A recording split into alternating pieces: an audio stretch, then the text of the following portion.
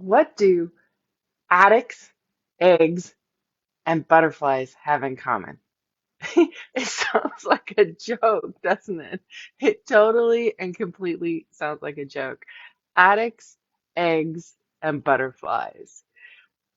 What we know is to rescue people from their natural consequences of their behaviors is to render them powerless. So when there's a chick inside of an egg, it needs to kick out the shell. It needs to take that beak and knock out the shell, or it doesn't have the power to survive. It has to go through the adversity to do that. And now you know why the butterfly. So the butterfly has to do the same thing as it strengthens its wings, as it metamorphosizes from the caterpillar into the butterfly. It has to go through the process. That doesn't mean it can't be supported. Of course, you want to make sure that nothing eats it, knocks its branch down, keeps it from doing its process. Just like with the egg, when we had 400 chickens on 20 acres of land and were hatching eggs, they needed to be supported. You couldn't have foxes or weasels or other things coming to get them. Doesn't mean they can't be supported, but it means that they can't have the natural consequences taken away. We all need to take responsibility for our choices. And when we say, she made me, he did, I had to, all of those things, that takes away our power. I'm Tanya.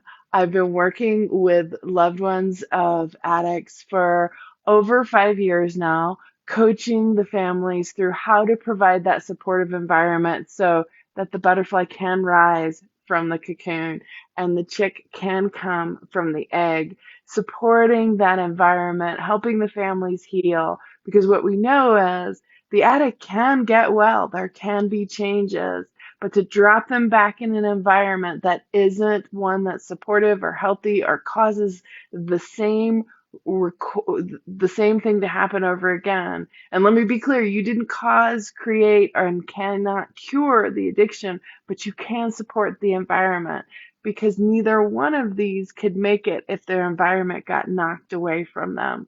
So as you develop this environment, you need to remember that you have choices and they have choices. How do you setting boundaries inevitably involves taking responsibility for those choices. If you're not willing to take responsibility for your own choices, then you're setting up an environment that can cause all kinds of damage. And so let's look at something really simple. If I am not willing to take responsibility for my food choices, then I'm going to have repercussions for that. It could go a myriad of ways. I could get too thin. I could get too heavy. I could cause heart disease. I could cause other things. I laughingly, I was working with a coach and she said, Tanya, it sounds like you just want to pay somebody to eat for you. Like, yes, basically I do. And we see that in some communities where food is prepackaged, it's sent to you, or with the movie stars, everything is laid out for them and they only eat this. But they still have to make the choice on what to put in their mouth. In this free country, we have choices and opportunities. We are responsible for what we put in our mouths and in our bodies. So in making those boundaries and saying, I'm not a person who eats sugar, I'm not a person who drinks soda, I'm not a person who does this, we are inevitably making choices that align with us, often align with God. So in that context, God has said, look, I have a plan. There is freedom over here. It requires you setting some boundaries and making some choices. Just like the butterfly and the egg and the addict. If we take away their opportunity for choice, if we take away their opportunity to suffer the natural consequences, as I used to say, their opportunity to die in a ditch, it sounds harsh, then we don't give them the opportunity to live. So the chick needs to cut through the shell to be strong enough to live, and the butterfly needs to cut through the cocoon. How can you provide the environment for your addicted loved one to develop and cut through what they need to cut through.